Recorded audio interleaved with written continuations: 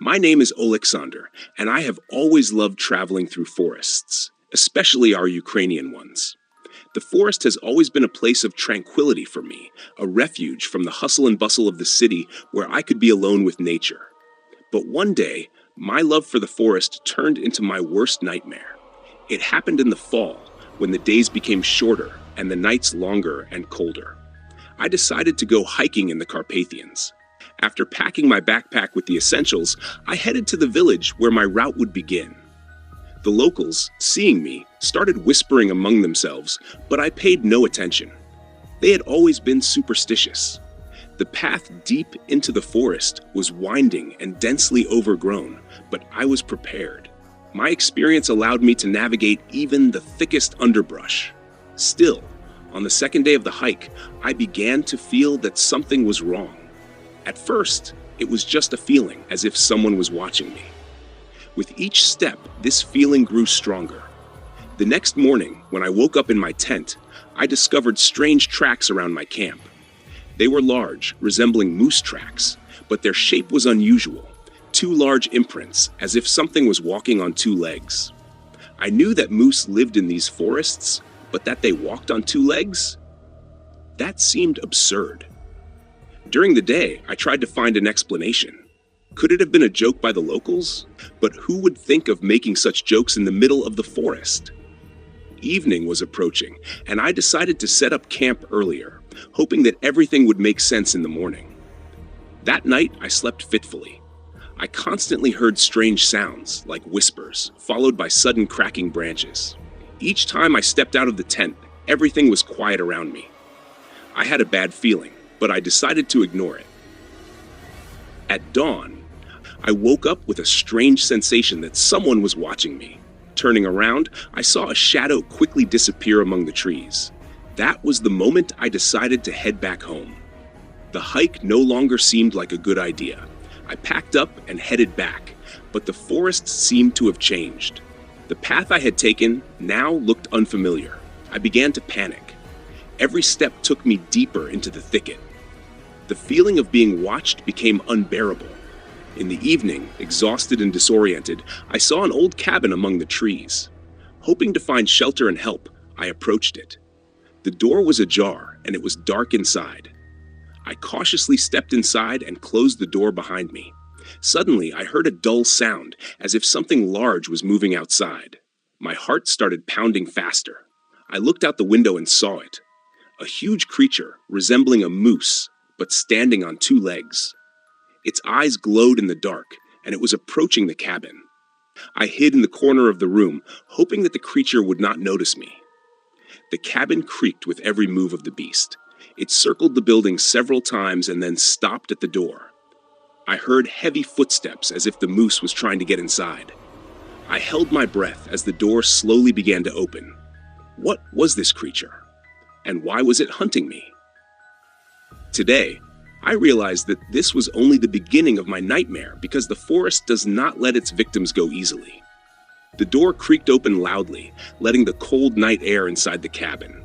The creature, resembling a moose but walking on two legs, stood at the threshold. Its red eyes glowed in the darkness, and its breathing was heavy and ragged. I couldn't believe such a thing could be real. I gripped my knife tightly, the only weapon I had with me. Deep down, I knew it wouldn't be enough to protect me from this creature. It took a step forward, and the cabin shook from its weight. I heard the boards creaking under its feet. Suddenly, it stopped and turned its head toward me. I felt its piercing gaze penetrate my soul. Fear paralyzed me. My heart pounded so loudly that I was sure the creature could hear it. Then, it slowly retreated and disappeared into the darkness of the forest.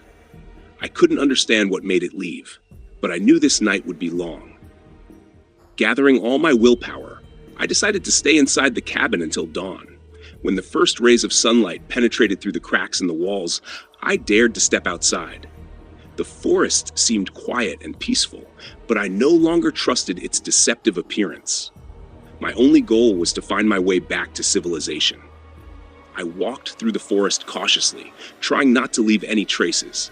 Every sound made me shudder. All the time, I felt like I wasn't alone.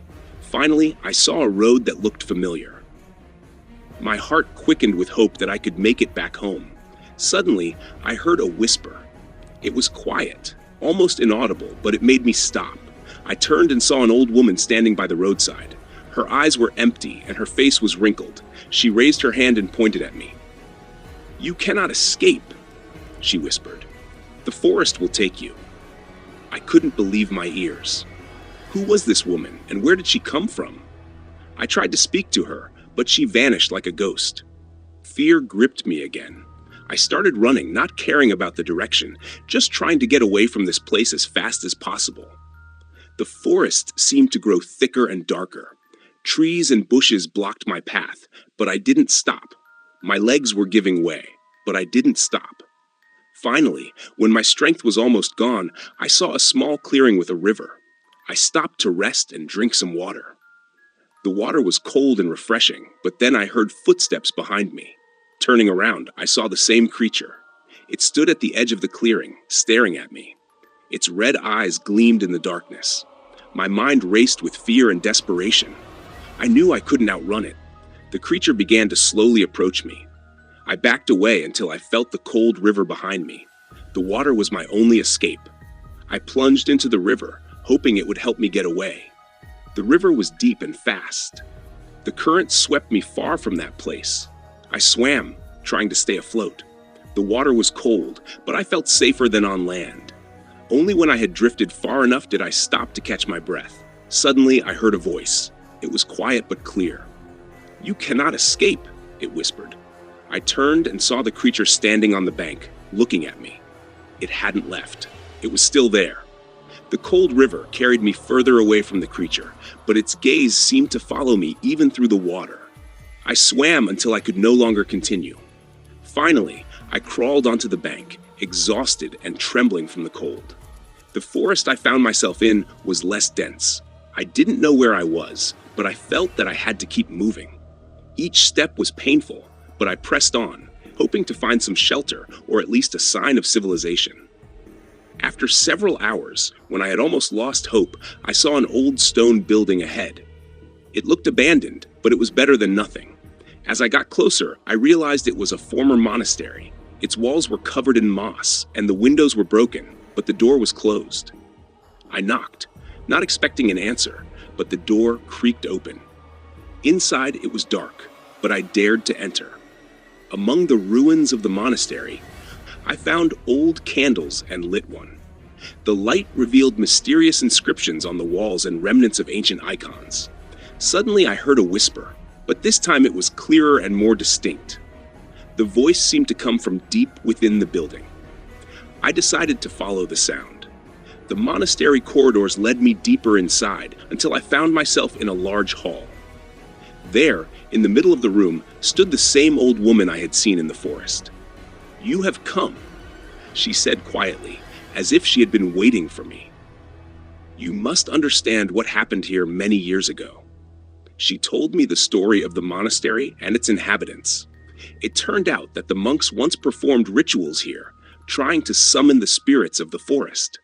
One of the rituals went wrong, and they awakened something evil, the creature I had seen. "This creature is a spirit bound to this place," she explained. "It cannot leave the forest, but it always seeks victims to maintain its power." I realized that I had become part of this dark history. But the woman gave me hope. She said there was a way to destroy the creature and break its connection to the forest.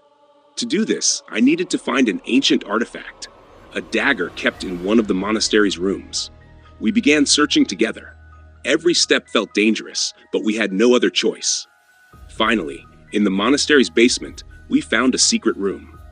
On the altar lay the dagger, ancient and covered in runes. I felt that this was exactly what we needed. We returned to the hall, and the old woman explained that I had to strike the creature with this dagger to destroy it. She said it would be difficult, but I was ready to try. When we left the monastery, night had already fallen. The creature was waiting for us at the forest edge. Its red eyes glowed, and it growled, sensing our presence. I gripped the dagger tightly, ready for the fight. The creature charged at us, and I barely managed to dodge its attacks. It was fast and strong, but I knew I had to act quickly. Finally, when it lunged at me again, I gathered all my strength and plunged the dagger into its chest. The creature let out a piercing scream and began to dissolve into the air. Its body vanished, leaving only a mist that gradually dissipated. I stood, breathing heavily, but felt that victory was mine. The old woman approached me and placed her hand on my shoulder. "You did it," she said. "You saved yourself and the forest from this curse." I felt relieved. The forest no longer seemed so hostile. We returned to the monastery, and the old woman guided me to the forest's edge. As we parted, she said, "You must leave this place and never return." I nodded and headed back to civilization. When I emerged from the forest, the sun was already rising. I was exhausted but alive. The forest was behind me, and I knew I would never return there. This story will forever remain in my memory. It will remind me that even in the darkest places, one can find the strength and courage to overcome their fears. And now I know that the forest has its secrets, better left unexplored.